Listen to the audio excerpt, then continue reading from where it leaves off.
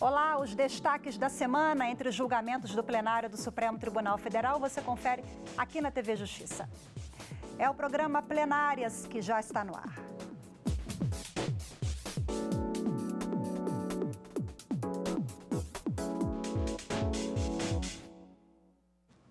E você confere a partir de agora os destaques dos julgamentos dos últimos dias 14 e 15 no plenário do STF por videoconferência. O grande destaque realmente foi o julgamento do referendo da suspensão de liminar no caso do líder da facção criminosa do PCC, conhecido como André do Rep. Quem acompanhou tudo foi a nossa consultora jurídica, Karina Zucolotto, que já está conosco aqui na tela. Oi, Karina, seja bem-vinda. Olá, Rafaela. Sem dúvida alguma, esse foi o grande destaque, tanto da sessão da quarta como da quinta-feira. Embora na pauta dirigida dessa semana nós tivéssemos vários temas bastante interessantes para uma possível discussão no plenário do Supremo Tribunal Federal, nas sessões, como você disse, que ainda continuam sendo realizadas por meio de videoconferência, houve um julgamento único nessa semana. Nós dizemos que, eu e o Cadu, a gente costuma dizer que foram sessões monotemáticas. Um único tema, tanto na quarta como na quinta-feira.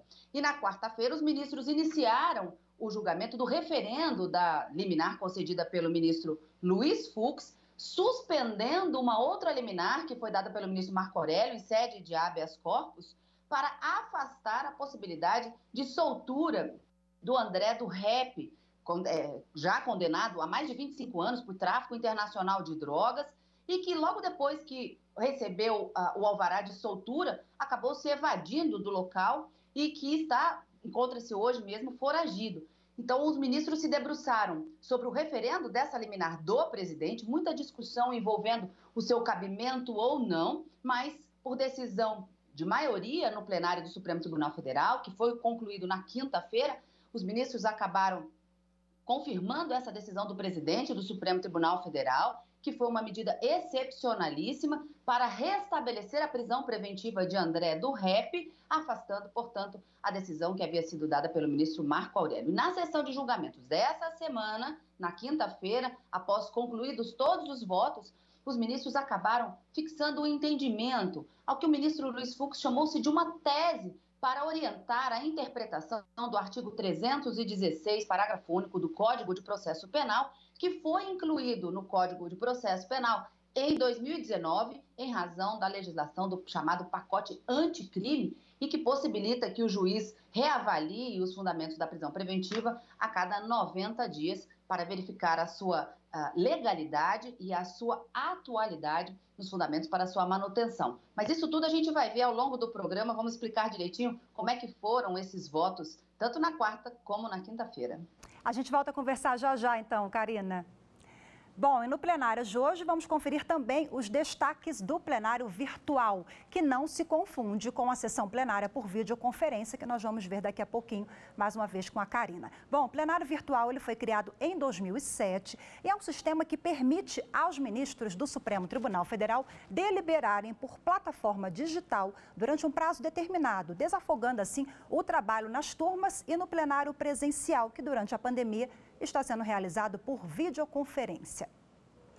E no plenário virtual desta semana, por maioria de votos, o Supremo determinou que a União transfira imediatamente recursos adicionais ao estado de Roraima para ressarcir metade dos gastos com atendimento a refugiados venezuelanos. Prevaleceu o entendimento da relatora do caso, a ministra Rosa Weber. Para a vice-presidente do Supremo, mesmo que tenha prestado auxílio direto aos refugiados, a União se omitiu em auxiliar financeiramente o estado de Roraima para a prestação de serviços públicos aos imigrantes na situação emergencial. Na mesma ação, o tribunal negou o pedido de fechamento temporário da fronteira com a Venezuela ou de limitação da entrada de refugiados daquele país. Em outra ação semelhante, também por maioria, o plenário virtual negou o pedido do governo do Acre sobre refugiados do Haiti que chegaram ao estado entre 2010 e 2016. O governo estadual pedia que a União arcasse com cerca de 12 milhões de reais do atendimento prestado aos imigrantes. Neste julgamento, prevaleceu o voto divergente do ministro Alexandre de Moraes, que observou que, nesse caso, o governo federal comprovou a ajuda financeira técnica e de pessoal ao estado. Também em julgamento virtual, o Supremo reafirmou a validade da lei que considera como crime a fuga do local de acidentes de trânsito. O motorista que sai do local de um acidente de trânsito para não assumir eventual responsabilidade está sujeito à pena de prisão ou multa segundo o Código de Trânsito Brasileiro. Porém, existe jurisprudência em diversas cortes do país que considera esta norma inconstitucional. O tema voltou a ser julgado pelo plenário do Supremo em ação ajuizada pela Procuradoria-Geral da República. Na ação, a PGR pediu para ser declarada a constitucionalidade do artigo 305 do Código de Trânsito Brasileiro e alegou que tribunais de justiça de São Paulo, do Rio Grande do Sul, de Minas Gerais e de Santa Catarina e ainda o Tribunal Regional Federal da 4ª Região têm declarado a inconstitucionalidade da norma por entender que impõe ao motorista a autoincriminação, ou seja, colaborar com a produção de provas contra si mesmo, o que ofenderia os princípios constitucionais da ampla defesa. Ao julgar o caso, a maioria dos ministros da Suprema Corte seguiu o entendimento do ministro Edson Fachin. Ele reiterou a jurisprudência já firmada no STF no julgamento de um recurso extraordinário que teve repercussão geral reconhecida. O ministro explicou que a permanência no local do acidente não implica confissão ou responsabilidade pelo sinistro, mas apenas na identificação dos envolvidos. A maioria do plenário também destacou que a norma do Código de Trânsito Brasileiro busca aumentar a segurança nas rodovias por meio de regras que devem ser aplicadas a todos. Ficaram vencidos os ministros Marco Aurélio, relator, Carmen Lúcia e Celso de Mello, que entenderam que o artigo 305 do Código de Trânsito Brasileiro viola a garantia da não autoincriminação. Os ministros do Supremo Tribunal Federal mantiveram por unanimidade a proibição do trabalho de crianças e adolescentes menores de 16 anos, exceto na condição de aprendizes. Essa decisão foi tomada em sessão do plenário virtual da Corte. Na ação, a Confederação Nacional dos Trabalhadores da Indústria pedia a inconstitucionalidade da proibição. A entidade alegava a violação do direito básico ao trabalho diante da realidade social do país. Para o relator do caso, o ministro Celso de Mello, a ideia de que o trabalho tira crianças e adolescentes da marginalização estimula preconceitos. Ele lembrou que menores de idade têm direito à proteção como pessoas em desenvolvimento. Os demais ministros do Supremo acompanharam o voto do decano. Com a decisão, jovens a partir dos 14 anos continuam podendo trabalhar apenas na condição de aprendizes, com supervisão e atividades livres de qualquer exploração. E nesta semana, o Supremo Tribunal Federal deixou de contar com um de seus mais brilhantes integrantes. O ministro Celso de Mello se aposentou no último dia 13 de outubro. O decano da Corte deixa um legado de decisões exemplares e defesa dos direitos individuais.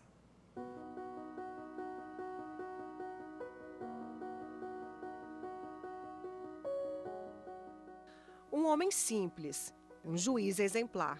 O ministro, que é citado como referência por colegas e profissionais do direito, nasceu em Tatuí, no interior de São Paulo, e faz questão de valorizar suas raízes. Sou um produto da escola pública. Fiz jardim de infância, escola primária, ginásio e clássico, sempre em escolas públicas em Tatuí. E tenho, na verdade, um amor muito grande pela cidade. Celso de Mello cursou Direito na USP, no Largo de São Francisco. Aprovado em primeiro lugar em concurso, teve carreira de destaque no Ministério Público de São Paulo. Na década de 1980, assumiu a Secretaria-Geral da Consultoria Geral da República por 3 anos. Em 89, foi indicado para o Supremo Tribunal Federal pelo então presidente da República, José Sarney, e teve o nome aprovado pelo Senado.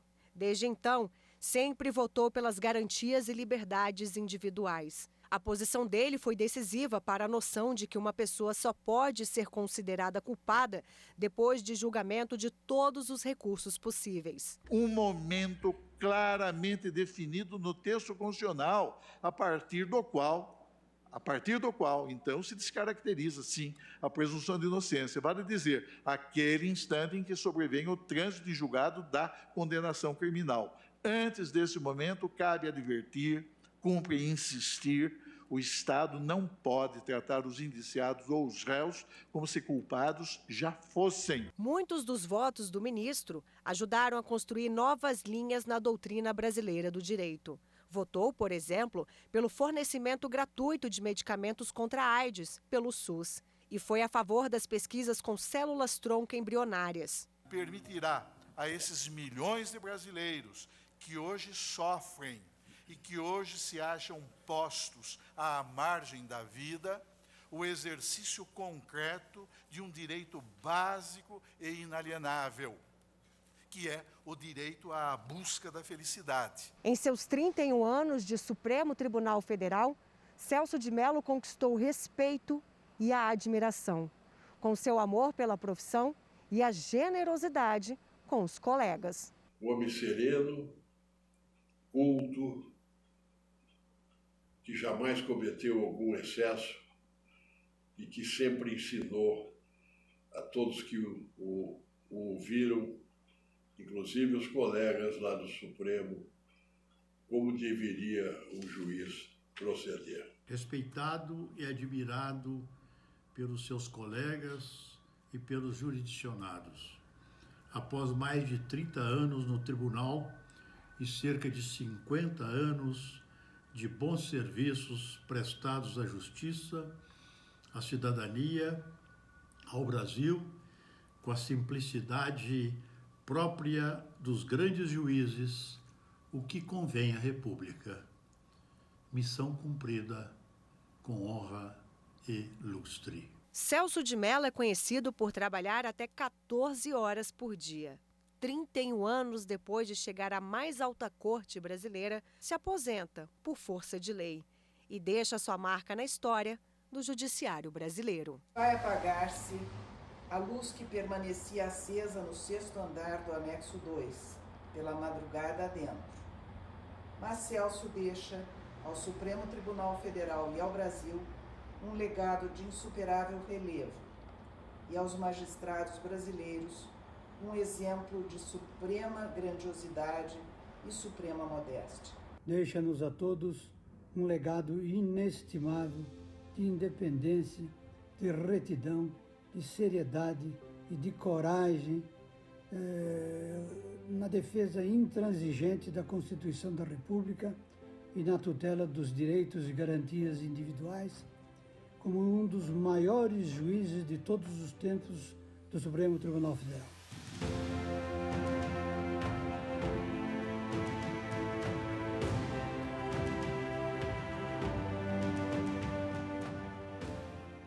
Os destaques das sessões do plenário do Supremo Tribunal Federal na última semana você confere daqui a pouco.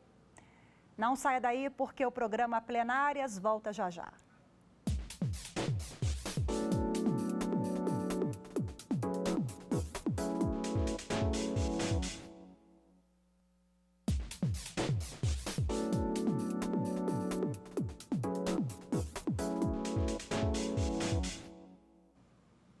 Estamos de volta com o programa Plenárias, que apresenta os destaques das últimas sessões do plenário do Supremo Tribunal Federal.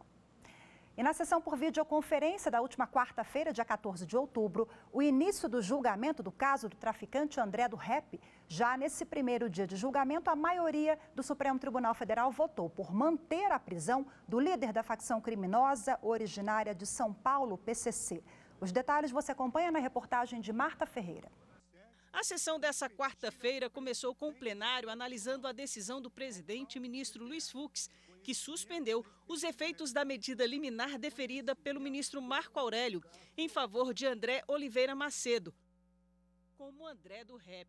Apontado como líder de organização criminosa de tráfico transnacional de drogas, ele teve o nome incluído na lista nacional de procurados do Ministério da Justiça e também da Interpol. Na semana passada, o ministro Marco Aurélio concedeu habeas corpus a André Oliveira, levando em consideração o parágrafo único do artigo 316 do Código de Processo Penal, que fixa prazo de 90 dias para revisão de prisões preventivas. Na decisão, o ministro citou que André Oliveira estava preso sem culpa formada desde dezembro do ano passado. Marco Aurélio constatou excesso de prazo na formação de culpa e acolheu o pedido da defesa de André Oliveira, determinando a expedição do alvará de soltura. Ao suspender essa liminar, o presidente do STF, Luiz Fux, considerou que a manutenção dos efeitos da decisão representa grave violação da ordem pública. André Oliveira teve a prisão preventiva decretada em 2014, mas o mandado de prisão dele só foi cumprido em 2019, em razão de André Oliveira ter se mantido foragido. A defesa, então, recorreu ao Superior Tribunal de Justiça, que negou o pedido, e então os advogados recorreram ao STF. No início da sessão dessa quarta-feira, o Procurador-Geral da República se manifestou favorável à manutenção da prisão preventiva de André Oliveira. A leitura, na sua literalidade do dispositivo questionado, não impõe a soltura imediata pelo simples decurso do prazo. O juízo que decretou a prisão preventiva há de proceder na periodicidade exigida pelo legislador. Mas disso defende o Ministério Público. Não resulta a ausência de provocação que implique em ilegalidade da prisão. Em seu voto, o presidente do STF destacou que as decisões da Suprema Corte se movem pela inspiração da institucionalidade.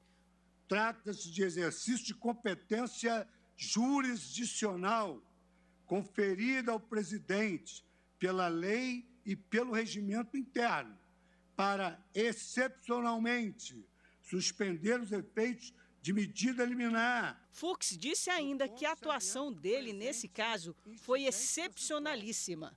Quero reiterar, no ponto saliento que o incidente presente é excepcionalíssimo. Nada obstante, cabível como medida extrema à luz da interpretação sistemática da lei e do regimento interno. O presidente do STF concluiu o voto se manifestando a favor da suspensão da liminar. Para o ministro, André Oliveira não respeitou a justiça após a expedição do alvará de soltura. A sua captura consumiu expressiva verba pública e atentado à dignidade da jurisdição, aproveitou-se. Agora, pior, da decisão ora impugnada para evadir-se imediatamente, cometendo fraude processual ao indicar endereço falso. Debochou da justiça. O ministro Alexandre de Moraes seguiu o entendimento do relator. Inegável, a meu ver, com todo o respeito às posições em contrário, que a manutenção da soltura, da liberdade do paciente, que inclusive, desrespeitando as condições fixadas, evadiu-se do próprio domicílio que ele indicou, inegável que compromete a ordem e a segurança pública. Os ministros Edson Fachin, Luiz Roberto Barroso, Rosa Weber e Dias Toffoli também acompanharam o voto do presidente Luiz Fux e, assim, manter a prisão do réu. Depois, a sessão foi suspensa. E agora com a palavra Karina Zuccolotto. Karina, a sessão foi suspensa na última quarta-feira, mas a gente já tinha ali uma maioria formada, 6 votos, para acompanhar a liminar do ministro presidente Luiz Fux, foi isso? Exatamente, Rafaela. Essa tem sido a dinâmica das sessões plenárias. Quando o avançado da hora já determina uma suspensão, o presidente já fica, vamos dizer assim, pré-agendado que o continuidade da sessão ocorra no dia seguinte. Como na quinta-feira tinha sessão extraordinária marcada, ela foi suspensa logo depois do voto do ministro Dias Toffoli, que também acompanhou o ministro Luiz Fux, e um voto bastante rápido que foi proferido no finalzinho da sessão. O julgamento continuou, como a gente viu, na quinta-feira e foi encerrado e concluído. Mas na quarta, o voto do ministro Luiz Fux, que a gente viu na reportagem, inclusive, fez bater bem a característica da excepcionalidade da medida dessa suspensão de liminar que foi pedida pelo Procurador-Geral da República. Alguns ministros questionaram essa possibilidade. A ministra Rosa Weber, por exemplo, a princípio, tenderia a divergir do relator pelo não conhecimento da suspensão de liminar, entendendo que uma decisão de ministro do Supremo somente poderia ser suspensa por órgão colegiado, ou no plenário, ou pelas turmas, Mas levando em consideração os fundamentos trazidos e essa excepcionalidade da medida, a ministra acabou acompanhando também o ministro Luiz Fux, numa decisão que foi ratificada, foi confirmada no finalzinho da sessão da quinta-feira. E assim os ministros, por 6 votos já proferidos na quarta-feira, o julgamento ainda não havia sido encerrado, mas já havia uma tendência a acompanhar o ministro Luiz Fux para entender que essa medida excepcional se justifica, primeiro, em razão da periculosidade do paciente. Ele já tinha uma condenação de 25 anos, 2 condenações que somavam-se 25 anos de reclusão em razão desse tráfico internacional de drogas, realizado por organização criminosa violenta, e seria um tráfico de cocaína de aproximadamente mais de 4 toneladas de cocaína, algo assim bastante grave, um crime muito grave, e também que seria possível, baseado nos fundamentos trazidos pelo ministro Luiz Fux, essa contracautela do presidente para suspender a decisão do ministro Marco Aurélio, que a gente viu já havia sido dado na liminar concedida num habeas corpus. Só para a gente entender um pouquinho, o ministro Marco Aurélio, ao dar essa liminar no habeas corpus, ele levou em consideração e como fundamento o artigo 316, parágrafo único do Código de Processo Penal, que foi alterado em 2019 pela lei chamada Pacote Anticrimes, e que diz que se em 90 dias o juiz não ratificar, não confirmar, não fundamentar por decisão escrita, de ofício, a manutenção da prisão preventiva, ela se tornaria ilegal. E, nesse sentido, o ministro Marco Aurélio, fazendo uma rememoração dos fatos, entendeu que depois do julgamento da apelação do paciente, não teria havido essa decisão do juiz competente e que, portanto, configuraria excesso de prazo na prisão, configurada a ilegalidade, e aí concedeu a medida liminar. Mas, para os ministros que já tinham votado até a quarta-feira, seguindo o ministro relator, essa liminar não poderia ser concedida em razão da manutenção ou de uma grave ameaça à ordem e seguranças públicas. Mas o julgamento, a gente viu, continuou na quinta-feira. Pois é, julgamento que foi concluído na quinta-feira e o Supremo decidiu que por 9 votos a 1, foram 9 votos a 1, o plenário decidiu manter a decisão do presidente da corte que determinou o retorno à prisão de André Oliveira, apontado como um dos líderes do PCC em São Paulo, o André do Rap. Vamos conferir agora a reportagem. O julgamento foi retomado nesta quinta-feira com o voto da ministra Carmen Lúcia. Ela entendeu que há requisitos para suspender a liminar concedida na semana passada e que beneficiou André Oliveira Macedo, o André do Rap, com habeas corpus. A ministra, então, acompanhou integralmente o voto do presidente Luiz Fux. Tenho para mim que o que o parágrafo único do artigo 316 estabeleceu foi o direito do preso de ver o seu caso reexaminado e o decreto de prisão examinado mais uma vez pelo juiz ao final daquele período, mas não dá direito à soltura de quem quer que seja. Já os ministros Ricardo Lewandowski e Gilmar Mendes se manifestaram a favor da decisão que suspendeu a ordem de soltura de André Oliveira, considerando que a liminar concedida pelo ministro Marco Aurélio foi descumprida, uma vez que André do Rap fugiu, desrespeitando a ordem da Justiça de permanecer no endereço informado às autoridades. A liminar concedida pelo ministro Marco Aurélio deixou de subsistir no mundo jurídico, não em razão da decisão presidencial que a cassou, mas porque o réu, por ela beneficiado, descumpriu as condições estabelecidas pelo relator do habeas corpus para o seu implemento. Julgamos, senhor presidente, para que nós, juízes deste tribunal, continuemos a frutificar o respeito à colegialidade que tradicionalmente pauta a atuação desta Corte. Na presente assentada, seria de extrema importância, eu já disse isto, inclusive a Vossa Excelência, que estivéssemos a julgar não apenas a suspensão de liminar, mas também a própria liminar concedida no HC 191.836. O ideal que estivéssemos discutindo o HC e a própria suspensão de liminar, porque encontraríamos, então, uma solução processualmente adequada para esse imbróglio. Na sequência, o presidente do STF explicou que tomou a decisão de suspender o habeas corpus a André Oliveira por se tratar de uma situação urgente. Eu fui provocado para tomar uma medida urgente diante do periculum libertatis. E nós sabemos, como regra de supradireito, que nos casos de periculo in mora, incompetência non attenditur. O professor Lopes da Costa dizia, se houver uma incompetência para aprender o rebanho, só se vai encontrar ele cortado em bifes finos nos açougues. Então, na verdade, ou eu agia ou eu deixava com que os fatos que estavam sendo noticiados não fossem coibidos. Autor da liminar que concedeu habeas corpus, o ministro Marco Aurélio manteve a decisão. Continuo convencido do acerto da liminar que implementei.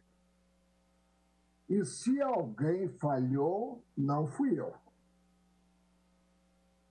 Não posso ser colocado aí como bode expiatório, considerada uma falta de diligência, como disse o ministro Gilmar Mendes, do juiz de origem,